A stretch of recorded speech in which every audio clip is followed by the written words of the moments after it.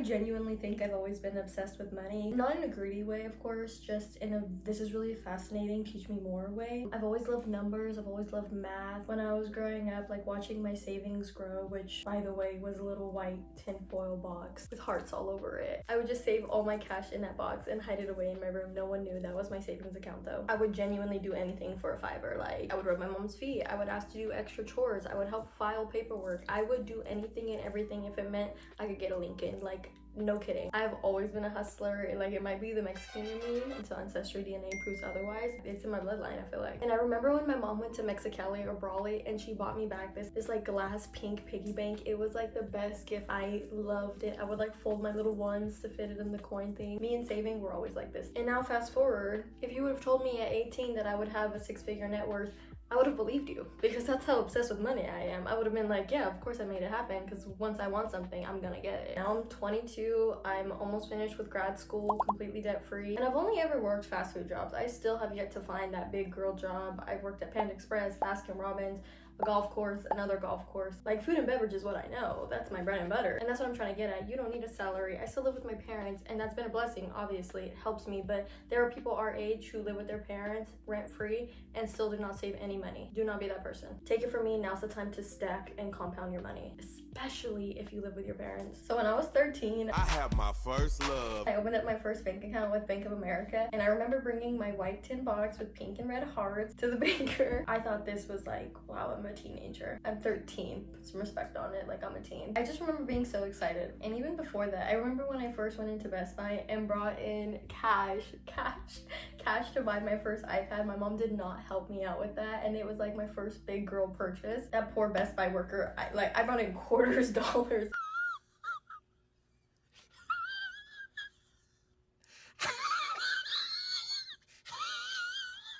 But that feeling of having a goal, saving up for it, and finally buying it for yourself, it is one of the coolest and liberating feelings ever. Even if your mom drives you home in the car that she bought, to the house that she bought, to cook you the dinner that she paid for, it don't matter.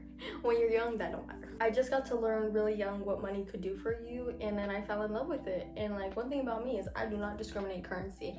If I can spend it, I'll take it. But from then, there was really only one option, which was educating myself in finance. I also think my mom completely changed my perspective of money. I think we don't talk about enough financial dependence, especially as women. Growing up, my mom stayed in a marriage way too long because she literally couldn't afford to leave with 3 children. And I feel like growing up in Latino or like Hispanic household, you are taught that the man is the provider, the man handles the bills, you're worry-free, it's a great life, you get to be feminine, blah, blah, blah. I think financial freedom is so powerful to any human being that you are, whatever you are. Both men and women and non-binary people of all gender appropriations and the pronouns, everyone is included. And if you like that traditional lifestyle, that's okay. And don't get me wrong, it's okay to want a successful partner. It shouldn't be the reason why you stay. Date a man that makes you laugh and is rich. I'm kidding mostly, but I know when it's in La La Land and it's like, oh, he pays the bills and this and that. You never know what people are capable of when it's no longer the honeymoon phase, when it's no longer all of that. And why would you want to rely on a man as a woman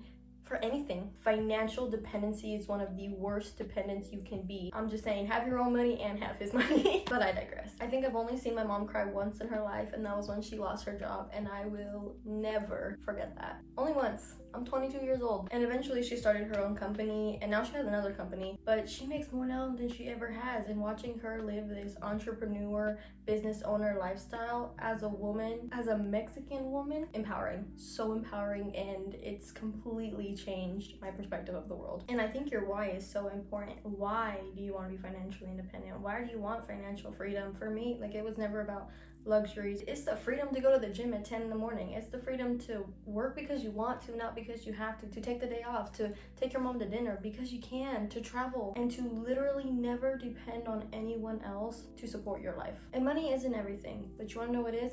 Having choices. Money doesn't buy happiness, sure, but it sure as hell buys freedom. And one thing about me, I love my freedom, and I love the choice to choose what I want when I want because I want, and that's it. Now, you want to know what I did the second I turned 18? Applied for a golf course job and downloaded Robinhood.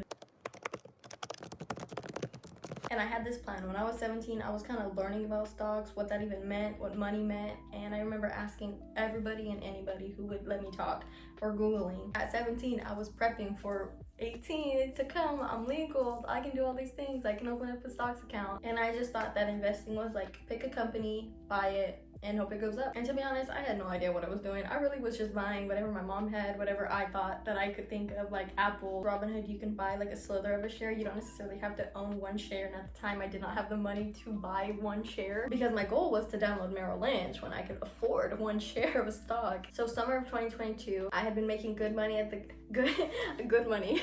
I'd been making good money at the golf course and I wanted to switch to Merrill. I was like, you know what? I'm gonna own one share of Tesla, not a fucking eighth of Tesla. Or I wanted one share of Nvidia, not a slither of it. You know what I did? I was so impatient and I panic sold everything because I did not have spare money to go into my Merrill account. I lost hundreds, and at the time, hundreds was what I was working with, so it was a lot. It was a huge loss for me at that moment, and I knew to never mess around with my stocks. At the time, I wasn't trying to be a trader. I wanted my Merrill account, and I wanted it now, and impatience got the best of me at 18, as it usually does. I lost a lot of my money in crypto, but you want to know what's funny is Robinhood still emails me to this day about crypto. Me and Robinhood are still like this, it's just that I moved on to the cow. But honestly, that wasn't even like my biggest mistake. You want to know what my biggest mistake was? Was that around 1920, I stopped investing for like 2 years. Time is one of your greatest assets. It's not losing the money, it's stopping. And to this day, I regret it. No amount of investing now will make up for what could have happened the last 4 years of my life, right? The excuses got the best of me. I was in college, I forgot, blah, blah, blah, blah. Now, what I wish someone would told me, so take notes here, because I get real serious. one of the first things I tell myself is open up a high yield savings account. PNC, Capital One, American Express, SoFi, all of those banks have HISAs. Every penny that you own needs to have a job. Your money needs to work for you. They are your best employees. They'll work for nothing. They'll work 24 hours for you if you make them. Make them. You have been promoted. You are now one of my elite employees. I don't care if you put 500 or 5,000 in it. Trust me, watching my interest hit at the end of every month is the best day of every single month because I did nothing to earn it. I just kept my money there. And people always complain about, oh, but you have to pay taxes on it. Girl, you have to pay taxes for everything. I don't care. Get a good accountant. And me personally, I've got a great accountant, my mom. Every penny needs to have a job. Not every penny needs to be invested. Cash has a purpose, and emergency funds are great because you can pull them out whenever you need to. And sometimes that doesn't necessarily mean $1,000 sitting in your room, but it could mean in a savings that you can pull from if something was to happen. I feel like credit cards are the most intimidating topic of all. And yeah, I'm comparing that to investing. I've been blessed enough that my mom helped me build my credit score, but I maintain it, of course. I will never touch a debit card ever again in my life unless I am putting money into my bank. That's it. That's the only reason I use a debit card. Get yourself a good credit card, be responsible, have enough self-discipline to not just swipe it because it exists. It is not free money. It's a fun part of being an adult and growing up if you know how to use it. I love looking at my cashback rewards because I gotta spend the money anyway, so I might as well get some points or cash back. For me, for example, I know that I'm gonna use Apple Music every single month. That's $6 gone. Cool. On a debit card, it's just $6 gone. On a credit card, that's already 3% back, and 6% when you have tiers with a bank that you stay loyal to. Regardless, you're spending the $6. Give me my 3 pennies. And of course, that's a small fraction of what most people's bills are. Think of it that way. If your employer matches your 401k, take the free money. I don't care if you're gonna need the money now or need the money when the paycheck hits. Pay yourself first and take their money. Strip your employer of every benefit you can when you can. When I got fired in May, my biggest heartbreak was my 401k. Utilize it. This is separate from a traditional IRA. This grows your money tax-free. You still withdraw it at 59.5. However, time is of the essence and time is your greatest asset. So start young because the younger you start, the more time your money has to grow. And you're gonna turn 59.5 anyways. So you might as well have some tax-free money to use when you get there. And then we have brokerage accounts. This is usually long-term investing, or if you're a day trader. And investing is its own world. You've got ETFs, mutual funds, individual stocks, small cap, mid cap, large cap, all the 11 sectors, and the list goes on and on and on and on and on. So if y'all are interested, I can definitely make a separate video. And I think it's important to note that I don't know everything. I don't even know a fraction of most things. I'm just someone who refuses to stay confused. Curiosity is a great asset, because whenever you don't understand something, ask Google, ask a financial advisor, go on social media, ask people who you know have done it. Learning is such a privilege. No one can take your knowledge from you.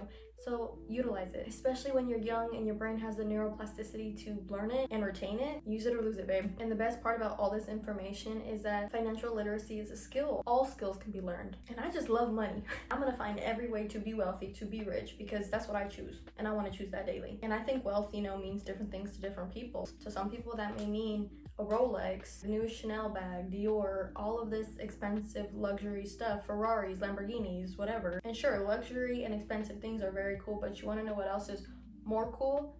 Time, choices, freedom. And why not have the best of both worlds? You can choose expensive things. I'm just saying, personally, I want to travel. I want experiences. And you know what experiences cost?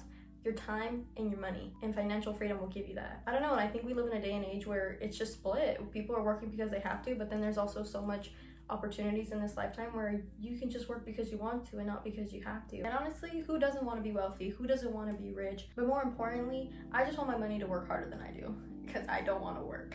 Let me rephrase that. I don't want to work because I have to. I think it's just, once again, in my Mexican blood. It's in my Mexican blood. Like, I like to work, but working because you want to versus working because you have to are very different feelings, places, motivations. But once again, I have so much to learn, and this is barely scratching the surface. And this is not financial advice. I'm not pretending to be an expert. This is just what's worked for me in my 22 years of life, and what I wish someone would have told 18-year-old me who was just buying shit off of Robinhood. And if this helped, I'd love to make a finance series more than anything, talking about Roth, traditionals, brokerage, ETFs, mutual funds, investing, HISAs, credit cards, budgeting, all of it. And honestly, I don't think I'll ever stop getting excited over money and explaining money and teaching money. I love talk and I love money. And money talk. I genuinely think money is one of the coolest tools we have, not because it changes who you are, but it really does give you the opportunity to be everything you want to be in this lifetime. And with that, I hope this video was informative for you, and if it was, give it a like so I know you guys like this kind of content. Anyways, I hope you have an amazing day.